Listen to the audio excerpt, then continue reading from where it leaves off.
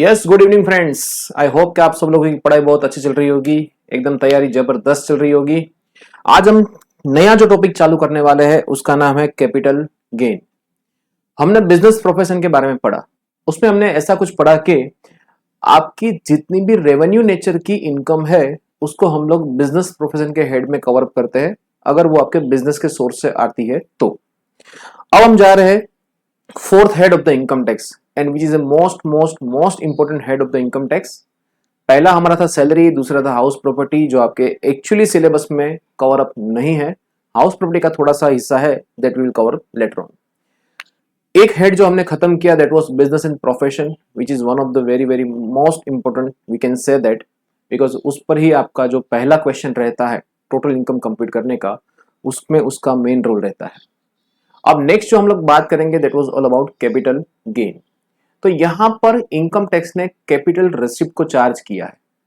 हमने नॉर्मली क्या पढ़ा कि रेवेन्यू नेचर का इनकम ही आपका टैक्सेबल होता है। अब बेसिक प्रोविजन हम शुरू करें उससे पहले एक सिंपल सा समझते हैं कि क्या होता है कैपिटल गेन। आप देखो, ट्रांजैक्शन में अगर आपको ऐसा दिया जाए कि कोई भी प्रॉपर्टी अगर सेल किया है, बेचा है, प्रॉपर्टी में से इनकम जनरेट नहीं हो रही लेकिन आपने प्रॉपर्टी उसको बेचा है। अगर आप प्रॉपर्टी सेल करते हो तो उसमें अगर आपको कोई भी फायदा होता है और नुकसान भी, even we cover loss also, so capital gain में वो कवर अप होता है या फिर कैपिटल लॉस माना जाता है। ठीक है, अब सबसे पहले बात करते हैं उसके चार्जिंग सेक्शन की। सेक्शन 45 सब सेक्शन 1 क्या बोलता है ये? लुक, यहां पर ये बोलता है कि एनी प्रॉफिट और गेन्स अराइजिंग फ्रॉम, कहां से आपको प्रॉफिट एंड गेन होता है। तो मैंने आपको जस्ट अभी समझाया वैसे कि अगर आपने कोई प्रॉपर्टी बेचा है तो फ्रॉम द ट्रांसफर ऑफ, तो पहले यहां पर एक वर्ड आया ट्रांसफर, तो यहां पर एक चीज इसका भी इंपॉर्टेंस है, that is transfer. Transfer of what? Transfer of capital asset. तो दूसरा आया यहां पर कैपिटल असेट, जिसको हम शॉर्ट फॉर्म सीए बोलेंगे।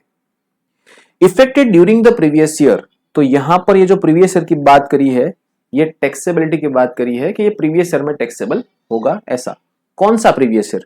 Previous year under the head capital gains in the year of transfer. मतलब यहां पर कैपिटल गेन लगने के लिए बेसिक कंडीशन कौन सी है? पहली बात, it must be capital asset.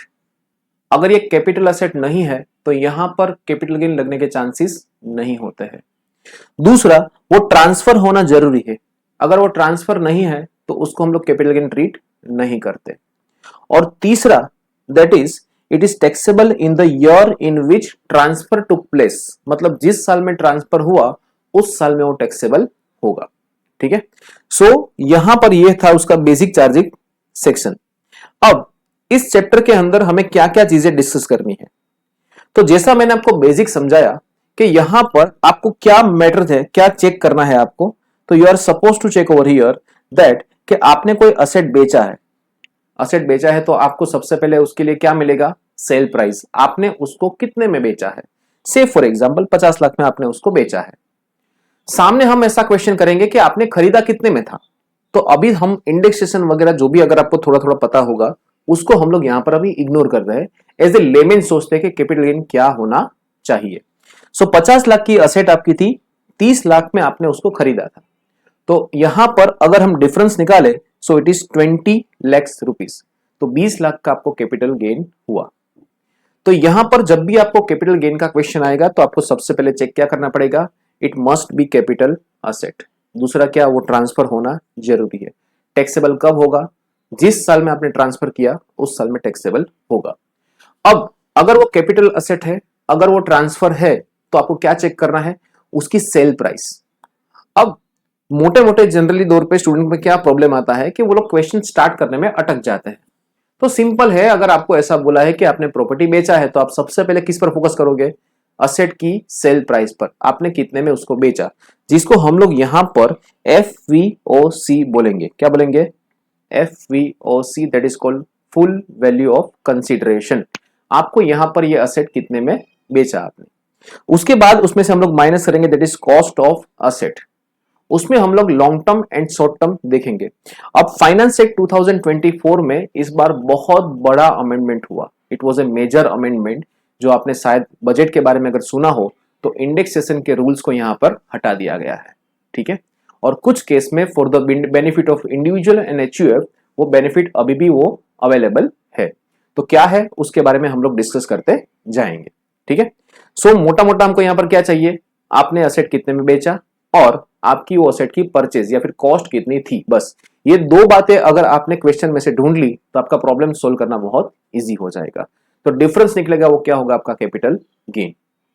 अब यहां पर जैसा हम लोग समझते हैं इतना इजी नहीं होगा कि सेल प्राइस आपने डिसाइड करना था, तो sale price is not very easy to decide.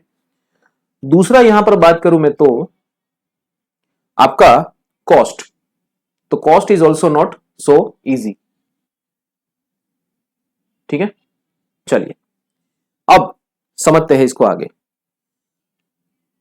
यहां पर सबसे पहले जो हमने पढ़ा that was section 45। It is talking about charging section, chargeability of the transaction जो कैपिटल गेन के हेड में यहां पर आते हैं। उसमें हम कुछ एक्सेप्शंस देखेंगे, ठीक है। जो लिक्विडेशन और बायबैक है वो हम बाद में देखेंगे। उसके बाद यहां पर बोला है इंडेक्सेशन के rules, section 48। Section 48 is talking about what, it is talking about the manner of computation, आपको कंप्यूट कैसे करना है वो। फिर हम देखेंगे इंडेक्सेशन के प्रोविजंस। फिर एफआईआई अगर है फॉरेन इंस्टीट्यूशनल इन्वेस्टर्स तो उसके लिए कोई बेनिफिट क्या है, और एक आता है RDB that is called rupee denominated board, हम देखेंगे सेक्शन 48 के अंदर। उसके बाद हम लोग डील करेंगे सेक्शन 47 के बारे में। तो हमने यहां पर ऐसा पढ़ा कि ट्रांसफर होना जरूरी है, लेकिन कुछ ट्रांजेक्शन को इनकम टैक्स ने एग्जेम्प्ट बोला है। और दूसरा हमको चाहिए था कॉस्ट ऑफ एक्विजिशन, तो हर एक केस में कॉस्ट की कॉस्ट कितनी होगी वो। तो सेक्शन 47 एंड 49 हम लोग कंबाइन स्टडी करेंगे। अगर आप अपना मॉड्यूल देखोगे इंस्टीट्यूट का, आईसीआई का, तो आप थोड़े से उसमें कंफ्यूज हो जाओगे, क्योंकि उसमें सेक्शन 47 अलग से पूरा दिया है, सेक्शन 49 पूरा अलग से दिया है, और आपको उसमें क्लोज के रेफरेंस दिए हैं, तो उसमें आपके लिए वो पढ़ना बहुत डिफिकल्ट हो जाएगा। तो हमने यहां पर क्या किया है, इसके कॉम्बिनेशन बना के रखे हैं, और हर एक केस में कॉस्ट क्या रहेगी वो हम लोग समझेंगे। सो यहां हम सेक्शन 47 में डील करेंगे सर्टेन एग्जेम ट्रांसफर, मतलब जिसको हम ट्रांसफर नहीं मानते। Section 49 is about cost of acquisition and section 45 is about specific case of cost of acquisition and cost of improvement. उसके बाद हम लोग डील करेंगे special provisions under capital gain, जहां पर हम लोग सेक्शन 50 और 58 की बात करेंगे, which is talking about depreciable asset है तो क्या होगा। इसके बारे में हमने थोड़ा सा ओवरव्यू लिया था, कहां पर, कैपिटल अपना बिजनेस प्रोफेशन में, जहां पर हमने डेप्रिसिएशन डिस्कस किया था तब। उसके बाद यहां पर हम डील करेंगे स्लम सेल के बारे में, सेक्शन 50B और 50C, CA and D। It is talking about determination of full value of consideration in certain cases. तो जैसे मैंने आपको बताया कि इतना इजी नहीं होगा हर बार कि भाई सेल प्राइस कितना हो, तो यहां पर उसके लिए भी स्पेसिफिक प्रोविजंस यहां पर दिए हैं। उसके बाद हम लोग पढ़ेंगे कि आपको जो कैपिटल गेन हुआ है उसमें से एग्जेम्पशन आपको कितना मिलेगा। तो सेक्शन 10 में हम एक डिस्कस करेंगे, उसके बाद हम डिस्कस करेंगे सेक्शन 54 जो है इन्वेस्टमेंट बेस्ड डिडक्शंस आपको यहां पर मिलेंगे, टू बी प्रिसाइज एग्जेम्पशंस, ठीक है। चलिए अब बात करते हैं सेक्शन 45 की, जो हमने चार्जिंग सेक्शन पढ़ा वो। उसमें सबसे पहले क्या बोला गया था, सबसे पहले बोला गया था it must be capital asset. So what do you mean by capital asset, किसको बोलेंगे हम लोग। तो यहां पर हम उसकी डेफिनेशन पढ़ेंगे सेक्शन 2 क्लॉज 14 के अंदर कि what do you mean by capital asset और क्या कैपिटल असेट नहीं मानी जाती है। अगर वो कैपिटल असेट है तो ही आपको कैपिटल गेन कंप्यूट करना है, अगर वो कैपिटल असेट नहीं है तो आपको यहां पर कैपिटल गेन कंप्यूट करना नहीं है। उसके बाद हमने ऐसा पढ़ा कि ट्रांसफर होना जरूरी है।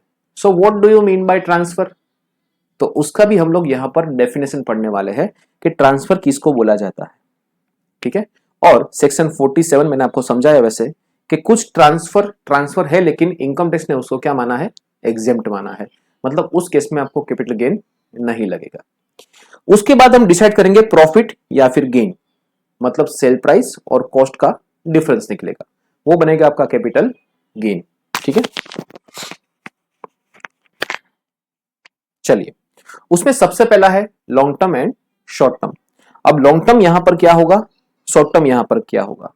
तो long term short term decide करने के लिए आपको यहां पर डिसाइड करना पड़ गया period of holding. Period of holding का मतलब यहां पर क्या हुआ कि आपने जिस दिन बाय किया प्रॉपर्टी को और आपने जिस दिन सेल किया, ये मैंने आपको नॉर्मल मीनिंग समझाया, it is period of holding. मतलब आपने जब उसको पहली बार देखा और आपने जब उसको आखिरी बार देखा, ठीक है, ये जो बीच का पीरियड है उसको हम क्या बोलेंगे, पीरियड ऑफ होल्डिंग। आपने कितना साथ निभाया उसके ऊपर डिपेंड रहेगा ये, ठीक है। तो उसके बेस पर हम डिसाइड करेंगे लॉन्ग टर्म है कि शॉर्ट टर्म है, क्योंकि long term short term decide करना यहां पर बहुत इंपॉर्टेंट हो जाता है, बिकॉज लॉन्ग टर्म और शॉर्ट टर्म के प्रोविजंस थोड़े थोड़े अलग है, उसकी टैक्सेबिलिटी भी क्या है, अलग है। उसके बाद हम लोग यहां पर डील करेंगे एक्सेप्शंस के बारे में। हमने ऐसा पढ़ा कि हमने जिस साल में ट्रांसफर किया उस साल में टैक्सेबल होता है, लेकिन देयर आर सर्टेन एक्सेप्शंस, वहां पर हम लोग होल्ड करेंगे अपना कैपिटल गेन का टैक्सेबिलिटी। जिस साल में ट्रांसफर हुआ उस साल में नहीं, लेकिन जिस साल में आपको पैसा मिला उस साल में हम लोग डील करेंगे उसके बारे में, ठीक है। चलिए अब समझते हैं यहां पर सारे डेफिनेशंस क्या क्या है। लुक, सबसे पहला डेफिनेशन है कैपिटल असेट का। ये बहुत बहुत बहुत जरूरी है आपको समझना कि कैपिटल असेट है या नहीं है। कोई भी ट्रांजैक्शन में अगर कोई असेट वो कैपिटल असेट नहीं बनती है, so there is no instance of capital gain at all. उसमें सबसे पहला क्या आता है, तो सबसे पहले यहां पर ऐसा बोला है प्रॉपर्टी ऑफ एनी काइंड। कोई भी टाइप का प्रॉपर्टी हो उसको हम क्या मानते हैं, कैपिटल असेट मानते हैं। तो सर फिर यहां पर छोड़ा क्या, उसने सब कुछ तो बोल दिया, तो इसमें डिफाइन करने की जरूरत क्या थी, समझते हैं उसको भी आगे, ठीक है। So property of any kind held by assessee whether or not connected with the business or profession. मतलब अगर आपका बिजनेस का असेट हुआ तो भी, अगर आपकी पर्सनल प्रॉपर्टी हुआ तो भी, यहां पर उसके कैपिटल गेन के चांसेस, आपने कैपिटल गेन यहां पर भी लगेगा उसका। Then any securities held by FII which has invested in such securities in accordance with the SEBI regulations। अब यहां पर इसको स्पेसिफिकली क्या मान लिया गया है, कैपिटल असेट मान लिया है, डेफिनेशन में ही बोल दिया है। देखो जनरली यहां पर क्या होता है कि स्टॉक मार्केट डीलिंग में लोगों के पास दो ऑप्शन होते हैं, या तो उसको वो एज ए बिजनेस ट्रीट करे, स्टॉक को जैसे नॉर्मल गुड्स की तरह परचेज सेल ऐसे डील करे, या फिर उसको इन्वेस्टमेंट के बेस पर ट्रीट करे और उसमें जो फायदा हो वो कैपिटल गेन के अंदर आए। यहां पर एफआईआई में भी ऐसा ही होता है, वो लोग यूजुअली परचेस करते हैं सेल करते हैं, परचेस करते हैं सेल करते हैं। आप अगर स्टॉक मार्केट में इंटरेस्टेड हो तो आपने काफी बार ऐसे पढ़ा होगा कि एफआईआई बहुत सारे शेयर हमारे यहाँ पर सेल कर रहा है, इसकी वजह से हमारा मार्केट क्या हो रहा है, डाउन हो रहा है। सो यहाँ पर क्लियरली बोल दिया है कि एफआईआई जो भी असेट जो भी शेयर्स होल्ड करता है उसको हम क्या मानते हैं, कैपिटल असेट मानते हैं। फिर आगे बोला है any unit link insurance plan ULIP issued on or after 1st Feb 2021 whose premium payable exceeding rupees 2,50,000 or aggregate rupees 2,50,000 in case of multiple ULIP for any previous years with effect from 1st April 2021। मतलब 2021 के बाद अगर आपने कोई unit link insurance policies purchase करी है तो उस केस में क्या होगा, उस केस में हम उसको क्या मानेंगे, कैपिटल असेट मानेंगे। लेकिन यहां पर एक शर्त है, क्या, जिसका प्रीमियम कितना होना चाहिए, 2,50,000 अगर सिंगल पॉलिसी हुआ तो। अगर मल्टीपल पॉलिसी है तो दो सबका एग्रीगेट प्रीमियम अगर 2,50,000 को एक्सीड करता है तो उसको हम क्या मानेंगे, कैपिटल असेट मानेंगे, सिंपल। उसके बाद बोला है does not include. Does not include का मतलब यहां पर होता है कि ये चीजें माइनस होगी, क्या होगी, ये चीजें यहां पर माइनस होगी। माइनस मतलब इसको हम लोग कैपिटल असेट ट्रीट नहीं करते। सबसे पहला उसके अंदर आता है स्टॉक इन ट्रेड। आपके बिजनेस के अंदर जो स्टॉक इन ट्रेड पड़ा हुआ है उसको हम लोग कैपिटल असेट नहीं मानते।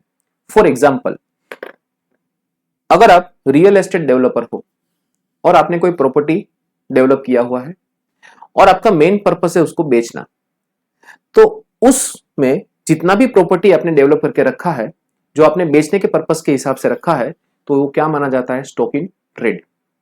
लेकिन अगर आप जिस ऑफिस से ऑपरेट करते हो अपना business which is not for the purpose of sale, ठीक है, हाँ प्रॉफिट मिला बेच देंगे, that is a different thing, लेकिन उसको हम लोग क्या मानते हैं, कैपिटल असेट मानते हैं, स्टॉक इन ट्रेड नहीं मानते। दूसरा मैं आपको एग्जांपल देता हूं, जैसे ज्वेलरी वाले होते हैं, राइट। तो ज्वेलरी वाले जो भी होते हैं, अब उन लोगों ने अपने दुकान के अंदर, अपने शोरूम के अंदर जितना भी गोल्ड रखा है, शोकेस में आपने जो देखा होगा, राइट, वो जितना भी गोल्ड रखा है, वो ज्वेलरी जितनी भी रखी है, वो क्या है, सब कुछ उसका स्टॉक इन ट्रेड है, उसने बेचने के हिसाब से रखा है। लेकिन जो अंगूठी उसने खुद पहनी है, उसकी बीवी ने उसको दी है या फिर उसकी गर्लफ्रेंड ने उसको दी होगी, किसने भी दी हो, हमें उससे क्या मतलब है, राइट। तो जो अंगूठी उसको दी है, जो अंगूठी उसने पहनी है अपने हाथ में, राइट, वो बेचने के लिए नहीं है। मान लो आप उसकी दुकान के गए और आपने बोला भाई ये मुझे ये अंगूठी चाहिए, ठीक है, तो बेचने के लिए नहीं होती है, वो उसकी खुद की प्रॉपर्टी है। तो ये जो अंगूठी उसने पहनी है वो क्या हुआ, कैपिटल असेट। लेकिन जो शोकेस में पड़ा है वो सब कुछ क्या है, स्टॉक इन ट्रेड। तो stock in trade is not a capital asset. अगर आप उसको बेचते हो तो यहां पर आपको बिजनेस की इनकम होती है, वो जाएगा किधर, पीजीबीपी में, ठीक है। फिर दूसरा उसमें से एक्सक्लूड किया गया है, दैट इज पर्सनल इफेक्ट। अब पर्सनल इफेक्ट में आपको यहां पर समझना है क्या चीजें, एक होना चाहिए movable plus personal use, movable plus personal use. कैसे, देखो यहां पर बोला है कि personal effect that is to say movable property including wearing apparel, motor car, furniture etcetera held for the personal use, not of the business use. Business का furniture नहीं, आपने घर में रखा हुआ अपना furniture, held for the purpose of personal use by the assessee or any member of his family dependent on him, तो उसको हम कैपिटल एसेट नहीं मानते। मतलब आपकी motor car, it is not your capital asset, right. आपका घर का furniture, it is not your capital asset. तो घर जाके पापा को बोलो कि फर्नीचर बेच रहा हूं, आपको कोई यहां पर कैपिटल गेन नहीं लगेगा, ठीक है। तो it is your capital asset, sorry, it is your personal effect, so it is not a capital asset. इसको बेचने पर आपको यहां पर कैपिटल गेन नहीं लगेगा। अब उसमें आगे क्या बोला है कि पर्सनल इफेक्ट में से कुछ चीजों को एक्सक्लूड किया है। मतलब पहले हमने क्या किया, पहले हमने यहां पर स्टॉक में से माइनस कर दिया, सॉरी, कैपिटल असेट में से माइनस कर दिया, किसको, पर्सनल इफेक्ट को। अब पर्सनल इफेक्ट ने उसमें से इन सब चीजों को माइनस कर दिया, तो माइनस माइनस क्या हो गया, प्लस। मतलब ये जो यहां पर बोला है, ये सारी चीजें it is a capital asset.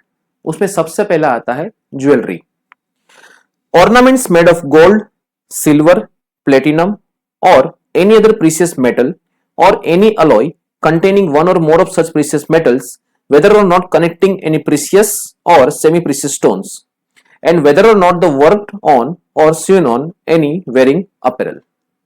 मतलब यहां पर क्या बोलना चाहता है कि किसी भी टाइप की ज्वेलरी हो, ठीक है, जैसे आपने सोने की रिंग, सोने की चेन पहनी हो, गोल्डन रिंग आपने पहना हो, प्लेटिनम हो, सिल्वर हो, कुछ भी हो, ऐसा कोई भी कीमती मटेरियल हो, कीमती मेटल हो जो भी, उसको भी हम क्या मानते हैं, यहां पर कैपिटल असेट मानते हैं।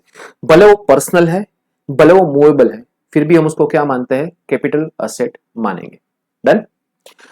फिर आगे बोला है कि वेयरिंग अपैरल में लगा हुआ कोई भी ऐसा कीमती मटेरियल, मतलब फॉर एग्जाम्पल अभी आपने देखा होगा वो अंबानीज वेडिंग, ठीक है।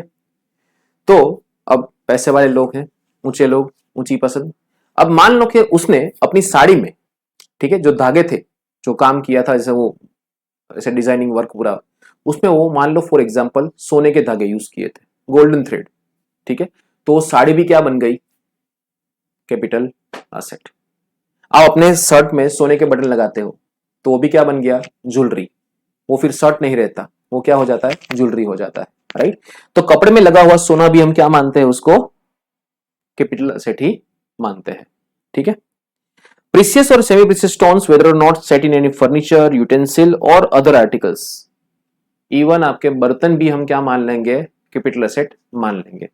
अब इसमें है ना एक केस लो हुआ था, जहां पर ऐसा था कि भाई पुराने जो राजे महाराजा के वक्त के जो भी लोग होते थे, they used to eat in a silver utensil, वो चांदी के बर्तन में खाना खाते थे।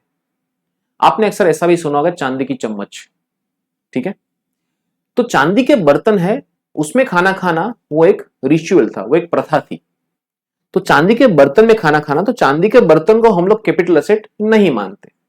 लेकिन वो महाराजा के पास सोने के बर्तन थे और उसके रिगार्डिंग इनकम टैक्स ने बोला कि भाई this is a capital asset.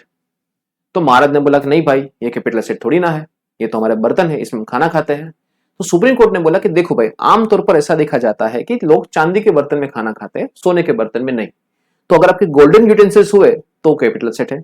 चांदी के बर्तन जो नॉर्मल एक प्रथा है, एक रिचुअल है, उसके हिसाब से अगर आप बर्तन यूज करते हो, so that is your personal effect, that is your movable property and that is for the personal use, so it is not treated as capital asset. तो चांदी की चम्मच नॉट ए कैपिटल एसेट, सोने की चम्मच क्या है, capital asset. So basic discussion about jewellery. उसके बाद बोला है archaeological collection, drawings, paintings, sculptures और एनी वर्क ऑफ आर्ट, इसको भी क्या माना गया है, कैपिटल एसेट। मान लो आपके पास मोनालिसा की पेंटिंग है ओरिजिनल वाली, तो क्या उसको हम कैपिटल एसेट मानेंगे? Answer is yes, it is a movable, it is a personal, लेकिन उसको भी हम क्या मानते हैं, कैपिटल एसेट, बिकॉज उसको पर्सनल इफेक्ट में से स्पेसिफिकली क्या किया गया है, एक्सक्लूड किया गया है।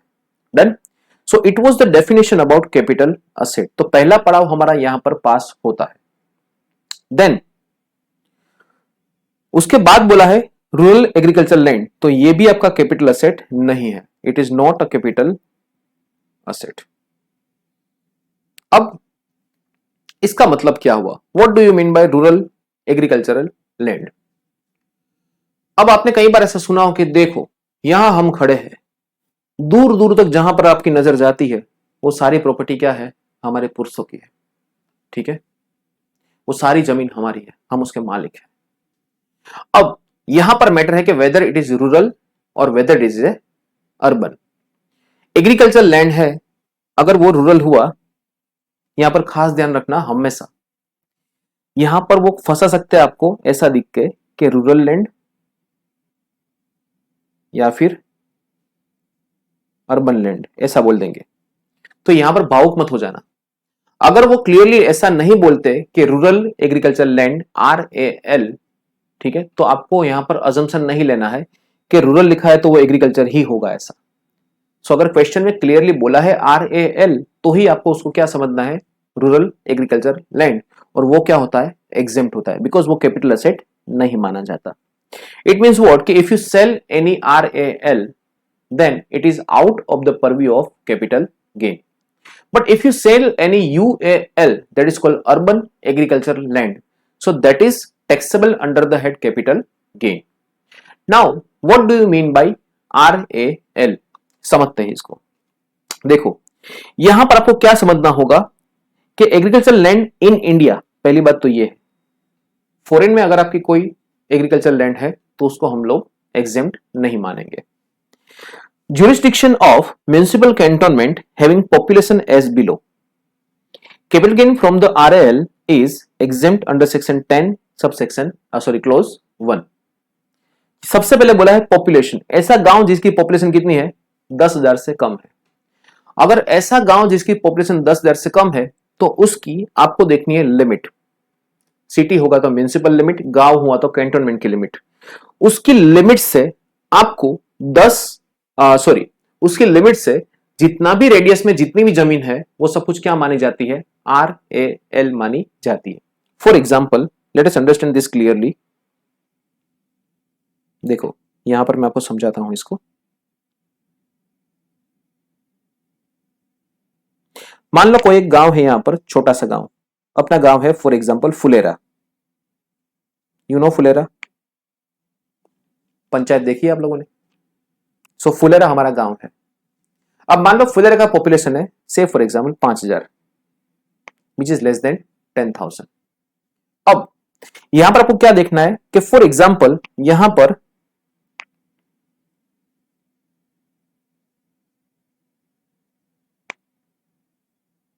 ये उसका लिमिट है। Actually I should make it round.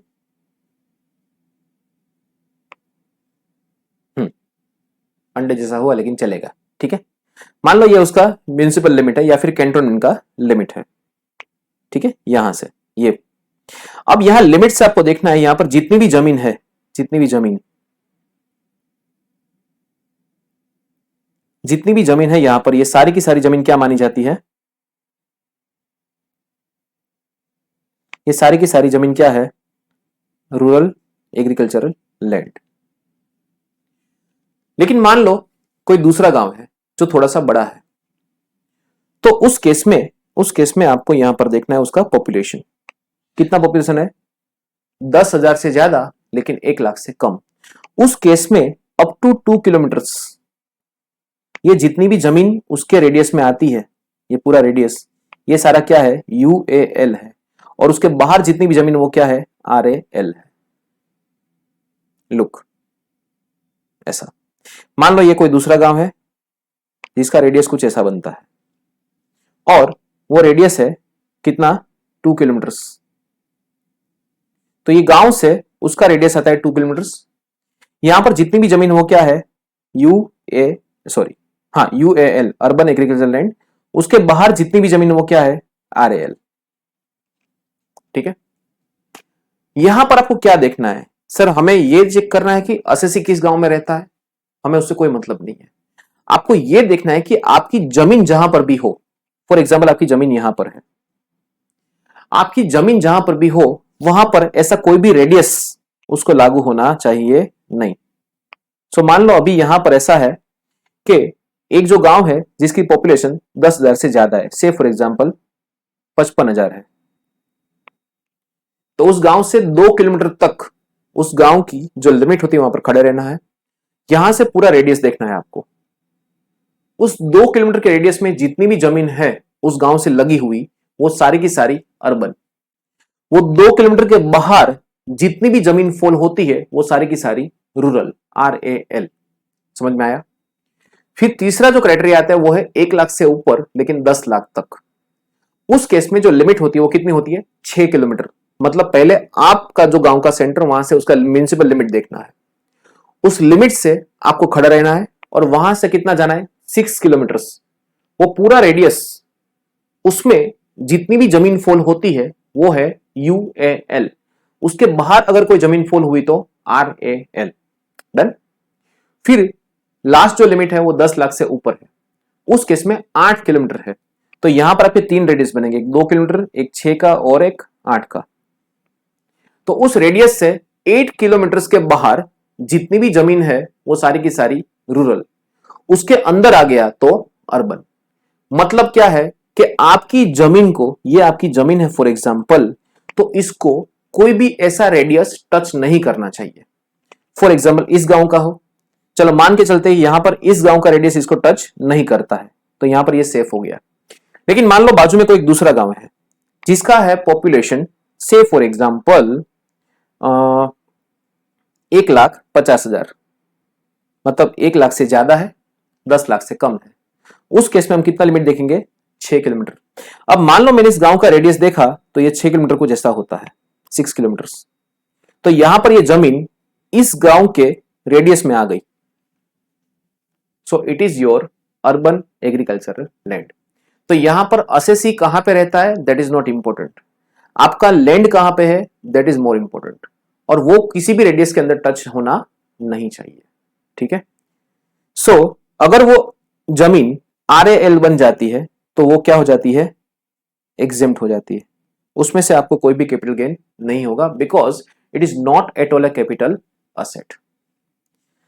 10 lakh से अंदर है अगर और 1 लाख से ज्यादा है तो आपका यहां पर ये रेडियस कितना रहेगा, 6 किलोमीटर्स, और इस केस में कितना है, 8 किलोमीटर्स।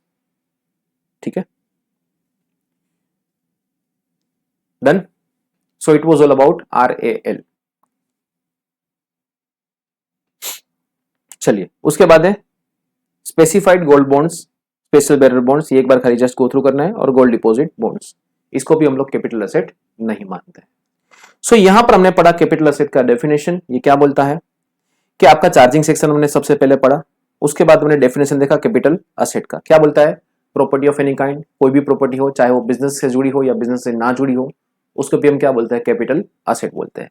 लेकिन उसमें से क्या क्या चीजें कवर नहीं होगी, पहला स्टॉक इन ट्रेड, दूसरा पर्सनल इफेक्ट। पर्सनल इफेक्ट में हमने क्या डिसाइड किया, मूवेबल प्लस पर्सनल यूज। ठीक है, उसमें से हमने कुछ चीजों को एक्सक्लूड किया, मतलब ये जो एक्सक्लूड किया है ये सारी की सारी क्या है, कैपिटल असेट है। ठीक है, जैसे कि jewellery, drawing, painting, sculptures, archaeological collection, any work of art, ये सब कुछ क्या है, आपका कैपिटल असेट माना जाता है। फिर हमने पढ़ा RAL, तो RAL is not a capital asset, and the remaining 3 things. So it was all about what, capital asset. उसके बाद एक यहां पर एक क्लोज ऐड किया गया था, एक एक्सप्लेनेशन ऐड किया गया था, क्या था, that property includes and shall be deemed to have included any rights. अब डीम्ड टू हैव का मतलब होता है retrospective change, or you can say retrospective amendment.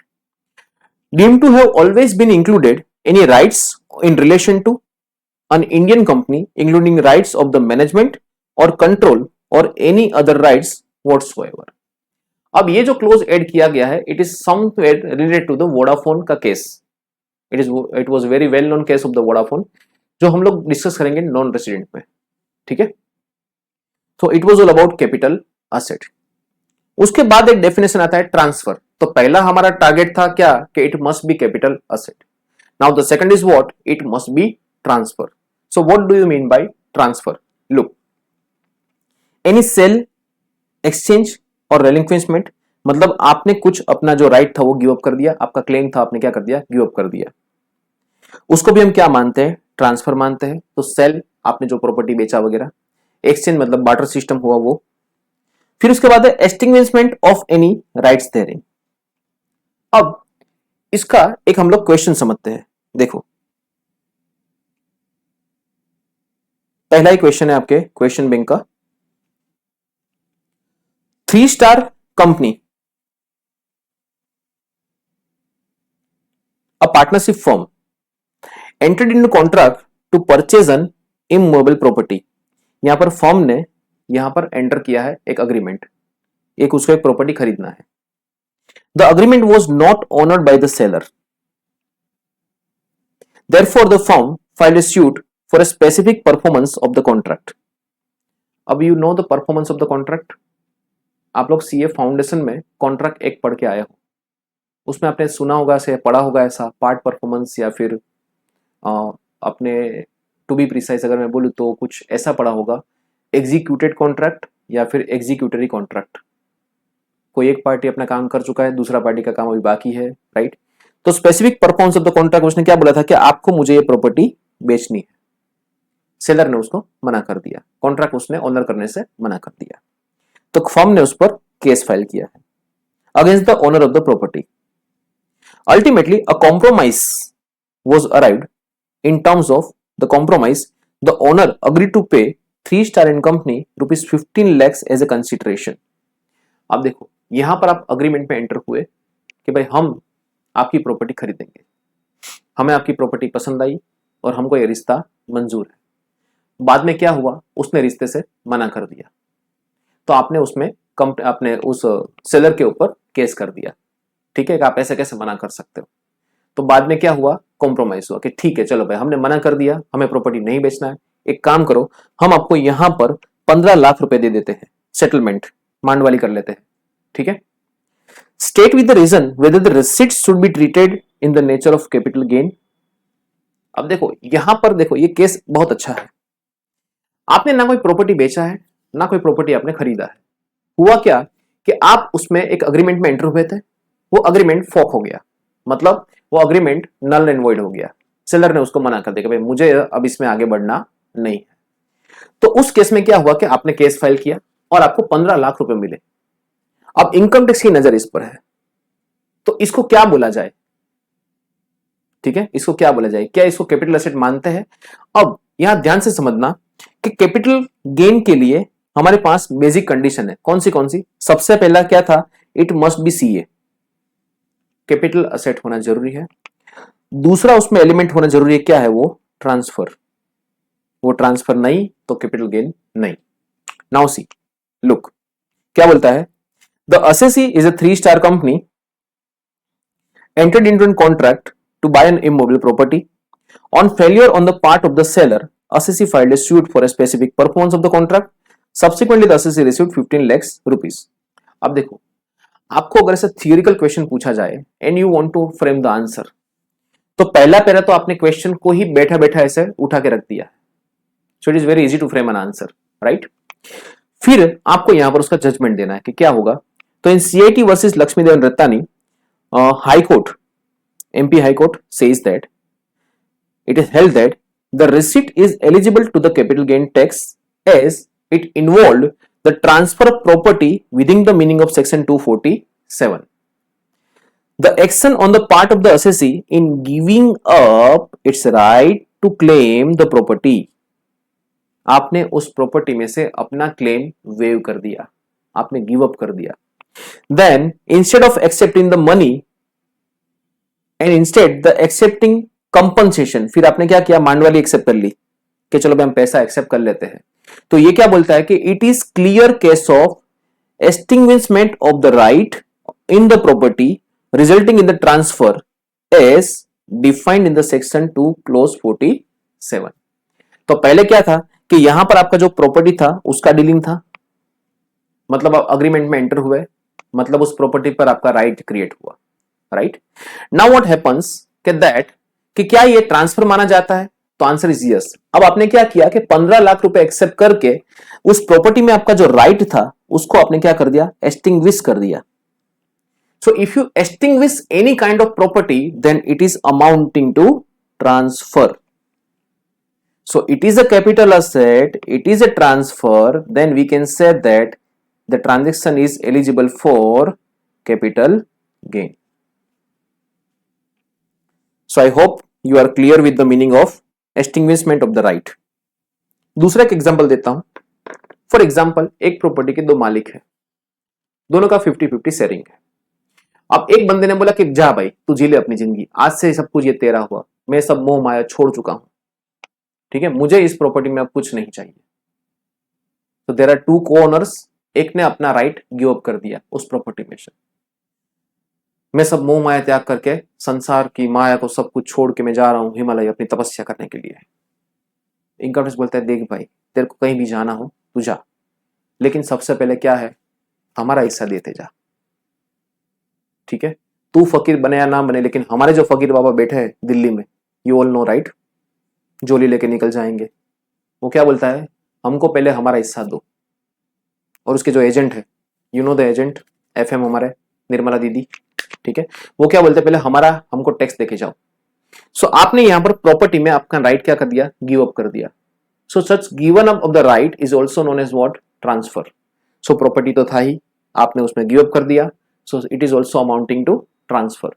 तो यहां पर भी इसको क्या माना जाता है, कैपिटल गेन माना जाता है, ठीक है. अब क्वेश्चन है कि सर इसमें हम लोग गेन कंप्यूट कैसे करेंगे, तो बहुत सिंपल है कि आपने अपना जो राइट गिव अप किया है उसका फेयर मार्केट वैल्यू कितना होगा. मान लो उस प्रॉपर्टी का करंट प्राइस होगा से फॉर एग्जांपल 50 लाख रुपए, उसमें आपका हिस्सा था फॉर एग्जांपल 25 लाख, तो हम कितना मानेंगे 25 लाख.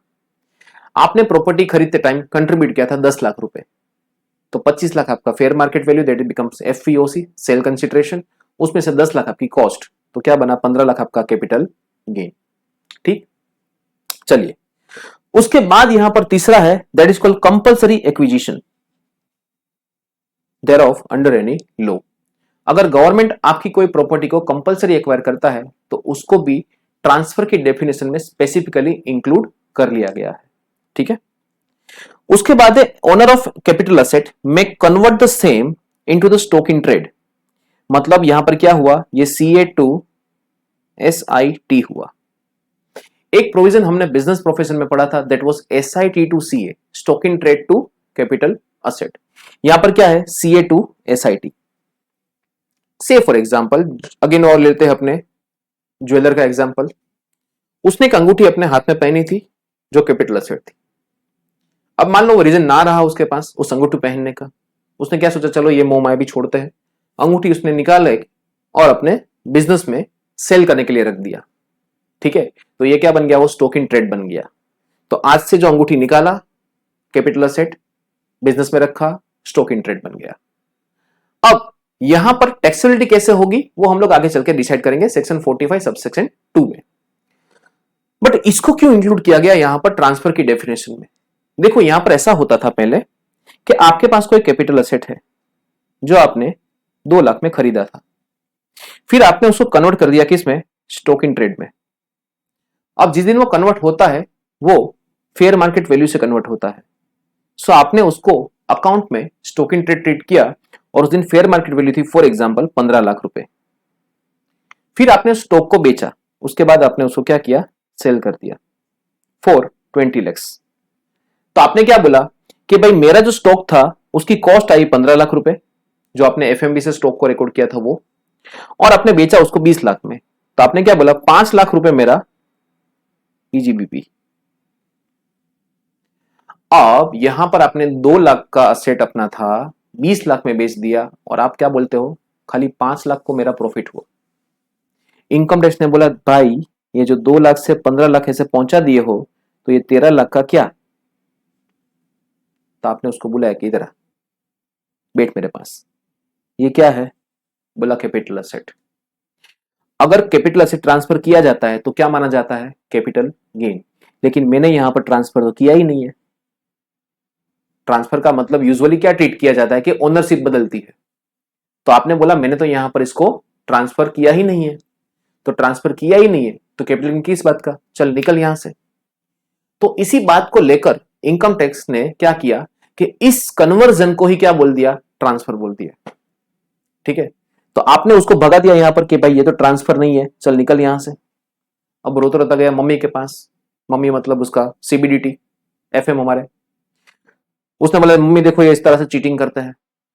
तो उसने क्या किया कि उसने बोल दिया कि ऐसे कन्वर्जन को भी हम क्या मानते हैं, ट्रांसफर।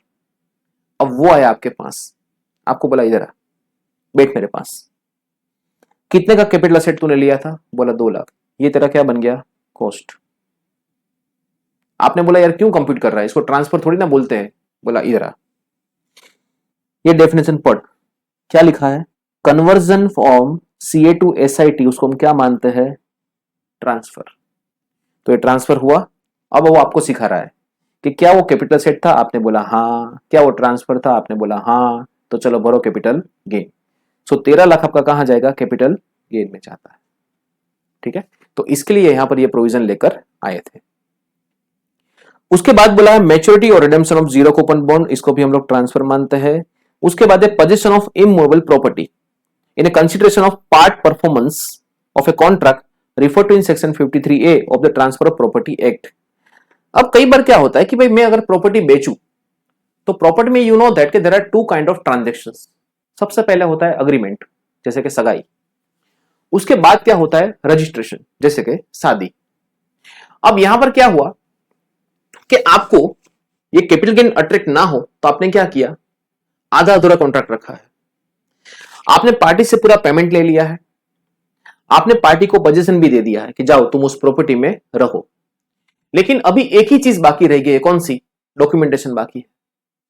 आपने पोजीशन दे चुके हो, आपको पूरा पैसा आ चुका है, खाली एक point that is just documentation is pending. तो उस केस को भी अगर ये पार्ट परफॉर्मेंस है तो उसको भी क्या मान लिया गया है, यहां पर ट्रांसफर मान लिया गया। वरना तो मैं क्या करता, मैं प्रॉपर्टी बेचता ही नहीं, ऐसे ही चलने देता। ठीक है, मान लो अगर सामने आमने सामने म्यूचुअल अंडरस्टैंडिंग होती तो मैं ये भी चलने देता, मेरे को 1 रुपया भी गेन भरना ना पड़ता यहां पर। ठीक है, so it is called part performance. उसके बाद transaction which have effected of transferring or enabling of enjoyment of an immovable property. अब ये क्या है, you know the Gokuldham cooperative society, उसमें एक मेंबर है जेठालाल गड्ढा। अब जनरली कोऑपरेटिव सोसाइटी में क्या होता है कि उसके अंदर जितनी भी प्रॉपर्टीज होती है, ठीक है, वो सारी प्रॉपर्टीज के मालिक कौन होते हैं, कोऑपरेटिव सोसाइटी। और उसके जितने भी मेंबर्स होते हैं उस कोऑपरेटिव सोसाइटी के, जो लोग अपने अपना वहां पर जो मकान है, जेठालाल का मकान है, भीड़े का मकान है, सोडी का मकान है, बबीता का मकान है, ठीक है, उसके ऊपर पोपटलाल का मकान है, तो इन सब मेंबर्स को क्या दिया जाता है, एक शेयर दिया जाता है। ठीक है, कि that now you can enjoy this property, all the risk and reward of the property are transferred to the member. लेकिन ओनरशिप ऑन पेपर कौन रहता है, कोऑपरेटिव सोसाइटी होता है। जब भी मान लो उसको ये प्रॉपर्टी बेचना हो तो वो क्या करेगा, खाली शेयर ट्रांसफर होगा। ठीक है, सो ऑन पेपर यहां पर ओनर कौन रहता है, कोऑपरेटिव सोसाइटी। तो अगर ऐसा कोई ट्रांजेक्शन है तो उसमें भी हम उसको क्या मानते हैं, ट्रांसफर ही मानते हैं। ठीक है, तो यहां पर जेठालाल गड्ढा कोई क्या मानेंगे, ओनर मानेंगे। और मान लो उसने बबीता कोई प्रॉपर्टी बेच दिया तो ये उसको क्या माना जाता है, ट्रांसफर माना जाता है। ठीक है, so it was all about transfer. So यहां पर हमने कैपिटल गेन की जो बेसिक 2 कंडीशन थी उसके बारे में हमने पढ़ा। पहला था कैपिटल असेट और दूसरा क्या था, ट्रांसफर। अब बात करते हैं साथ निभाने की, पीरियड ऑफ होल्डिंग मतलब डेट ऑफ एक्विजिशन, आपने जब उसको पहली बार देखा, से लेकर डेट ऑफ ट्रांसफर मतलब आपने जब उसका साथ छोड़ा, आपने जब उसको प्रॉपर्टी को बेचा, ठीक है, वहां तक का सफर बोला जाता है पीरियड ऑफ होल्डिंग। तब तक आपने उसका हाथ थाम के रखा था। अब क्या वो साथ शॉर्ट टर्म था या वो लॉन्ग टर्म था? अब वो डिफाइन किया गया है अलग अलग सिनारियों में। Before 23rd of July 2024 it was the scenario, it was before 23rd of July 2024। क्या था कि अगर लिस्टेड सिक्योरिटीज है, इक्विटी ओरिएंटेड यूनिट्स है या फिर जेड जीरो कूपन बॉन्ड है, उस केस में उसको लॉन्ग टर्म होने में लगते थे 12 महीने। मतलब 12 महीने तक वो शॉर्ट टर्म, 12 महीने के ऊपर एक दिन भी गया तो लॉन्ग टर्म हो जाता है। फिर आता है अनलिस्टेड शेयर्स, सिक्योरिटीज यहां पर कवर हो चुकी है सारी की सारी, यहां पर हमने कवर किया शेयर्स को खाली, वो भी कैसे अनलिस्टेड। तो लिस्टेड सिक्योरिटी के अलावा क्या हुआ, अनलिस्टेड शेयर्स और अनलिस्टेड सिक्योरिटीज। तो अनलिस्टेड सिक्योरिटी के लिए यहां पर कितना था, 36 मंथ्स है, या फिर land and building both that is for 24 months. So unlisted shares and land and building both are considered for 24 months. मतलब उसको लॉन्ग टर्म होने में कितना टाइम लगेगा, 2 साल लगेंगे। अगर आपने 2 साल में ट्रांसफर किया तो वो शॉर्ट टर्म रहेगा। फिर तीसरा था 36 महीने जिसको लगते हैं unlisted securities other than shares, because shares हमने यहां पर कवर कर लिए हैं। Date oriented units, equity oriented 12 महीने में है, डेट ओरिएंटेड यहां पर है। और एनी अदर असेट, और एनी अदर असेट का मतलब यहां पर हुआ डेट ओरिएंटेड यूनिट्स, या फिर आप ज्वेलरी मान लो, या फिर आप कोई भी राइट्स मान लो प्रॉपर्टी के अंदर, या फिर आपकी कोई कोई इंटेंजिबल प्रॉपर्टी हो, सब कुछ, उसको कितना टाइम लगता है, 36 महीने लगते हैं लॉन्ग टर्म होने में। डन। 23rd ऑफ जुलाई के बाद क्या चेंज आया है, it was the first major amendment this time. यहां पर उन लोगों ने क्या किया, 36 महीने वाला क्राइटेरिया ही खत्म कर दिया। अब यहां पर सारी प्रॉपर्टीज 24 मंथ्स में ही क्या हो जाएगी, लॉन्ग टर्म हो जाएगी, और कुछ प्रॉपर्टीज 12 मंथ में ही क्या हो जाएगी, लॉन्ग टर्म हो जाएगी। कौन सी लिस्टेड सिक्योरिटीज। अब यहां पर क्या था, लिस्टेड सिक्योरिटी पहले भी था, यहां पर भी है, तो उसमें कोई चेंज नहीं हुआ। इक्विटी ओरिएंटेड यूनिट्स, तो इक्विटी ओरिएंटेड यूनिट्स, फिर बिजनेस ट्रस्ट के जो यूनिट थे वो 36 महीने लेते थे, इसको अब कर दिया 12 महीने, और जीरो कूपन बॉन्ड, तो मतलब यहां पर एक नई एंट्री ये आई, ठीक है। फिर अनलिस्टेड सिक्योरिटी सारी की सारी, तो पहले यहां पर क्या था, पहले यहां पर खाली शेयर्स थे, अब ये सिक्योरिटी सारी की सारी ऊपर चली गई। लैंड एंड बिल्डिंग पहले से ही थे, और एनी अदर असेट, ठीक है। सो इतना यहां पर क्या हुआ, चेंज हुआ। तो मैंने यहां पर आपको दोनों बॉक्स देके रखे हैं कि 23 जुलाई से पहले ट्रांसफर हुआ है तो क्या, 23 जुलाई के बाद ट्रांसफर होता है तो क्या, ठीक है। चलिए फिर एक बात है मार्केट लिंक डिबेंचर्स, तो हम लोग एक सेक्शन देखेंगे, उसको ऑलवेज क्या माना गया है, शॉर्ट टर्म माना गया है, ठीक। सो ये जो हमारा था that was period of holding. अब आपको यहां पर क्या देखना है, आपको यहां पर देखना है holding period. Look,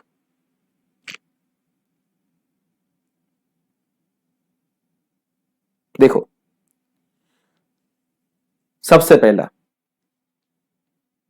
listed shares है, फॉर एग्जांपल लिस्टेड शेयर्स, तो लिस्टेड शेयर को कितना टाइम लगता है, 12 महीने लगते हैं।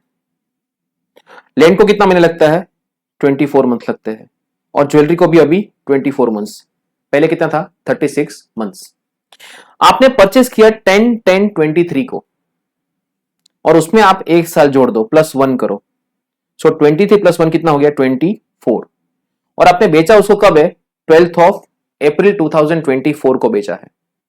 मतलब ये लॉन्ग टर्म हुआ कि शॉर्ट टर्म हुआ, can you please tell me. चलिए लॉन्ग टर्म हुआ क्या शॉर्ट टर्म हुआ, वो देखना है आपको। अब देखो इसमें ज्यादा कंफ्यूज होने की जरूरत नहीं है, बहुत सिंपल है। लुक, आपको कितना तारीख है यहाँ पर, 10/10/23, उसमें +1 करो, कितना हुआ, 10/10/10/24, ठीक है। 10/10/24 को ये लॉन्ग टर्म हो जाएगा, उससे पहले अगर बेचा तो शॉर्ट टर्म। तो आपने यहां पर ये प्रॉपर्टी 12 अप्रैल को बेचा है, तो ये क्या हो गया, शॉर्ट टर्म, 1 साल से कम है, ठीक है। फिर 14 फरवरी में आपने लैंड की बात करी है, तो लैंड को लगते हैं 2 साल, सो 14th ऑफ February 22 प्लस 2 कितना हुआ 14th ऑफ February 24। तो 14th ऑफ February को ये लोन अपना लैंड कितना हो जाएगा, लॉन्ग टर्म हो जाएगा। तो यहां पर आपने उसको 15th ऑफ मार्च में बेचा है, तो ये हो गया लॉन्ग टर्म। ठीक है, 14 फरवरी के सॉरी 13 फरवरी, यहां पर एक चीज ध्यान रखना, बस उसी का केस है। देखो ये ज्वेलरी कितने महीने लगते हैं, 24 महीने लगते हैं इसको। तो 14th ऑफ जनवरी 22 प्लस 2 साल करो 14th ऑफ जनवरी 24। अब यहां पर आप कंफ्यूज हो जाओगे क्योंकि आपने 14th ऑफ जनवरी को यह एसेट बेच दिया है। अब नॉर्मली आपको लगेगा सर ये तो शॉर्ट टर्म है, 2 साल के अंदर बेच दिया। Answer is no. इसका 2 साल 13th ऑफ जनवरी 24 को खत्म हो चुका है। मतलब 14th ऑफ जनवरी 24 को इसका 3rd ईयर चालू हो चुका है। ठीक है, यूजुअली आपके बर्थडे पर आप क्या बोले जाते हैं, कितने साल के हुए, तो आप बोलोगे सर मैं 19 साल का हुआ। तो 19 साल आपका जिस दिन बर्थडे है उसके पहले खत्म हो चुका है। आज आप 20th ईयर में एंट्री ले चुके हो। तो यूजुअली ऐसा बोला जाता है कि आप कौन से साल में एंट्री लिए हो, 20th ईयर में। तो यहां पर आपका जो प्रॉपर्टी है 3rd ईयर में एंट्री ले चुका है, तीसरे साल का पहला दिन वो देख चुका है, तो ये क्या हो गया, लॉन्ग टर्म हो गया। ठीक है, देखो जब भी ऐसा कोई भी पीरियोडिकल वाला क्वेश्चन आए जहां पर आपको तारीख के बारे में डील करना हो, तो एक बार ये भी चेक कर लें कि एग्जैक्ट होने पर क्या होता है, ताकि एग्जाम में कंफ्यूजन ना हो। इसमें बहुत इजी था, इसमें भी बहुत इजी था, ये थोड़ा कंफ्यूजिंग था। तो ऐसे केस आपको देख लेने चाहिए ताकि आपको यहां पर कंफ्यूजन ना हो। फिर अब एग्जाम में मान लो इसको आप शॉर्ट टर्म ट्रीट करके आ जाते तो बैंड बच जाती, पूरा आंसर पूरा चेंज होता, पूरा टेक्सचुअलिटी चेंज हो जाती, बहुत सारी चीजें चेंज हो जाती। ठीक है, लॉन्ग टर्म और शॉर्ट टर्म की वजह से। डन। सो यहां पर हम लोग आज सम अप करते हैं। It was a basic discussion about capital gain. उसके बाद हम लोग चलो एक काम करते हैं, एक छोटा सा टॉपिक है तो उसको कवर अप कर ही लेते हैं, that is mode of computation. Compute कैसे करना है। अब यहां पर भी बहुत सिंपल है, आपको कुछ नहीं करना है। आपको यहां पर 2 कॉलम का एक टेबल बनाना है, पर्टिकुलर्स एंड अमाउंट। अब प्रॉपर्टी आपने बेचा है तो सबसे पहले आपको क्या चाहिए होगा, सेल प्राइस, कितने में आपने बेचा, उसको हम क्या बोलते हैं, फुल वैल्यू ऑफ कंसिडरेशन। अब उस प्रॉपर्टी बेचने के लिए आपको कोई खर्चा लगा, जैसे मान लो आपने कोई मकान बेचा है, उसमें आपने ब्रोकरेज पे किया। ठीक है, बेचते टाइम की बात कर रहा हूं, खरीदते टाइम की नहीं। आपने कोई मकान बेचा है और उसमें आपने ब्रोकरेज पे किया, so it is known as what, expense related to the transfer, वो भी आपको माइनस करना है। लेकिन यहां पर आपने जब स्टॉक बेचते हो, शेयर्स बेचते हो, उसमें आप एसटीटी पे करते हो, तो ये अलाउड नहीं है। ठीक है, सो एक्सपेंस आपको माइनस करना है, तो आपको क्या मिलेगा, नेट सेल कंसीडरेशन। उसमें से आपको माइनस करना है आपका कॉस्ट ऑफ एक्विजिशन, अगर शॉर्ट टर्म है तो। लॉन्ग टर्म अगर है तो हम लोग क्या करेंगे, इंडेक्स कॉस्ट करेंगे। ठीक है, फॉर एग्जाम्पल आपने कोई प्रॉपर्टी खरीदा था, ठीक है, जो 24 मंथ से ज्यादा हो गया, तो क्या हो गया वो लॉन्ग टर्म, तो उस केस में हम लोग इंडेक्स कॉस्ट लेंगे। इसमें भी अमेंडमेंट है, हम लोग उसके बारे में भी डिस्कस करेंगे। अब मान लो उस प्रॉपर्टी में आपने फॉर एग्जाम्पल फर्स्ट फ्लोर खाली था, तो आपने वहां पर एक फर्स्ट फ्लोर पूरा कंस्ट्रक्ट कर दिया, तो आपने जो एडिशन किया है प्रॉपर्टीज के अंदर उसको हम क्या बोलेंगे, इंप्रूवमेंट। सो यहां पर हम लोग इंप्रूवमेंट भी कंसीडर करेंगे, वो भी अगर लॉन्ग टर्म हुआ तो हम उसका भी इंडेक्सेशन करेंगे। उसके बाद जो रिजल्ट आपको मिलेगा that is the capital gain. So effectively अगर आप देखने जाओ तो 1 2 3 4 5 एंड 6, 6 लाइन में आपका पूरा आंसर आ जाता है। बाकी सारी चीजें आप कहां लेके जा सकते हो, वर्किंग नोट में। ठीक है, तो जब भी क्वेश्चन पूछा जाए ज्यादा सोचना नहीं है, आपको टेबल बना के चालू कर देना है। कितने में बेचा उसको पहले पुट करो, कितने में खरीदा उसको आप माइनस करते जाओ, निकला वो क्या, कैपिटल गेन। फिर आपको जो कैपिटल गेन होता है उसमें आपको कुछ एग्जम्पशंस मिलेंगे, ये है typically for long term capital gain के लिए, जो हम लोग लेटर ऑन डिस्कस करने वाले हैं। तो रिजल्ट आपको मिला दैट इज लॉस या गेन चार्जेबल टू टैक्स। ठीक है, डन। चलिए अब यहां पर बात करते हैं इंडेक्स कॉस्ट ऑफ एक्विजिशन। जैसा मैंने आपको बताया कि अगर ये लॉन्ग टर्म है तो इंडेक्सेशन होगा, शॉर्ट टर्म है तो इंडेक्सेशन नहीं होगा। तो पहली बात यहां पर देखो, indexation benefit shall be available in respect of the transfer of long term capital asset only. Short term capital asset में आपको इंडेक्सेशन का बेनिफिट नहीं मिलेगा। No indexation shall be available in the following cases. कौन सा? सबसे पहला, अगर आपने कोई लॉन्ग टर्म कैपिटल गेन है जो 112A का है, लिस्टेड कंपनी के इक्विटी शेयर्स या फिर लिस्टेड कंपनी के यूनिट्स अगर आपने बेचे हैं तो उस पर भी आपको इंडेक्सेशन नहीं मिलेगा। कौन से? इक्विटी ओरिएंटेड शेयर्स और इक्विटी शेयर्स दोनों। उसके बाद transfer of short term capital asset, तो मैंने आपको क्लियरली बोल दिया है कि वो लॉन्ग टर्म कैपिटल एसेट में ही आपको अलाउड है, LTCA ओनली। उसके बाद बोला है डेप्रिशिएबल एसेट। तो अब क्वेश्चन है सर डेप्रिशिएबल एसेट में क्यों आपने मना कर दिया? अब देखो, इंडेक्सेशन क्यों दिया जाता है? इंडेक्सेशन इसलिए दिया जाता है ताकि इन्फ्लेशन की इंपैक्ट उस पर आए। ठीक है, आपने कोई प्रॉपर्टी में आज से 20 साल पहले 10 लाख रुपए इन्वेस्ट किए थे, तो उस टाइम का 10 लाख और आज का 10 lakh that are not comparable. आप यहां पर करते क्या हो कि उस टाइम का 10 लाख और आज का सेल प्राइस, उन दोनों को कंपेयर करके आप कैपिटल गेन निकालते हो। सो वहां पर इंडेक्सेशन का बेनिफिट इज रिक्वायर्ड। लेकिन 23rd of July 2024 again there was a big amendment in a capital gain. ठीक है, सो उसको भी हम लोग डिस्कस करेंगे। यहां पर 23rd जुलाई के बाद आपका जितना भी ट्रांसफर होता है उसमें आपको इंडेक्सेशन का बेनिफिट नहीं मिलेगा। लेकिन यहां पर इंडिविजुअल एंड HUF को कुछ फायदा दिया है जो हम लोग डिस्कस करेंगे लेटर ऑन। ठीक है, और कॉस्ट इन्फ्लेशन इंडेक्स लेटेस्ट आपका आया इस बार का 363। So it was all about normal discussion और we can say basic discussion about capital gain. तो हमने यहां पर डिस्कस किया about section 45 that is charging section. उसके बाद हमने 48 पे में सीधा हम लोग गए जिसमें हमने देखा मोड ऑफ कंप्यूटेशन, आपको कंप्यूट कैसे करना है वो सब कुछ। Done, clear? चलिए, तो बाकी कहानी हम लोग बढ़ाते हैं आगे वाले टॉपिक में। तब तक के लिए बिलीव इन योर सेल्फ, अपने आप पे भरोसा रखिए, अपनी तैयारी एकदम मजबूत कीजिए और इस बार कुछ भी हो जाए आपको फाइनल की एग्जाम क्रैक करके अपने नाम के आगे CA का टैग लगाना ही है। So as I always say that I am the master of my fate and I am the master और I am the captain of my soul. आप अपने खुद पे भरोसा रखिए। ठीक है, चलिए तब तक के लिए थैंक यू सो मच।